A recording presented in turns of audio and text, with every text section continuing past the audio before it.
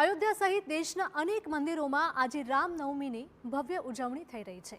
ત્યારે પ્રસિદ્ધ દ્વારકાધીશ મંદિરમાં પણ ઉત્સવનો માહોલ જામ્યો। દેવભૂમિ દ્વારકાના પ્રસિદ્ધ જગત મંદિરમાં આજે હર્ષોલ્લાસ સાથે રામ જન્મોત્સવની ઉજવણી કરવામાં આવી।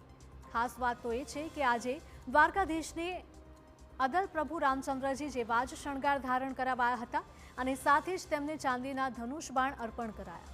રાજાધિરાજ એવા દ્વારકાધીશનો દરબાર આજે જય શ્રી રામના નાદથી ગુંજી ઉઠ્યો હતો।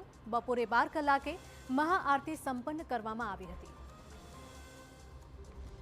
दूध, दही, खांड, घी, मध सर्वे सामग्रीथी भगवानનો અભિષેક કરવામાં આવ્યો। ત્યારબાદ ભગવાનના શૃંગાર એટલે કે કેસરિયા રંગના વાઘા પરિધાન કરવામાં આવ્યા। વિશેષમાં ભગવાનને ચાંદીનું ધનુષ, ચાંદીનું બાણ ભુજામાં ધારણ કરવામાં આવ્યું। ભગવાન શ્રી રામચંદ્રજીનો મહાપટ્ટાભિષેક કરવામાં આવ્યો। 11:15 વાગ્યે ભગવાનને મહાનૈવેદ્ય ધરવામાં આવ્યો, જન્મનો ભોગ ધરવામાં આવ્યો અને ત્યારબાદ 12 વાગ્યે દ્વારકાધીશ મંદિરની સાથે સાથે સંકીર્તન મંદિરમાં પણ મહાઆરતીનો ગુંજારવ થયો।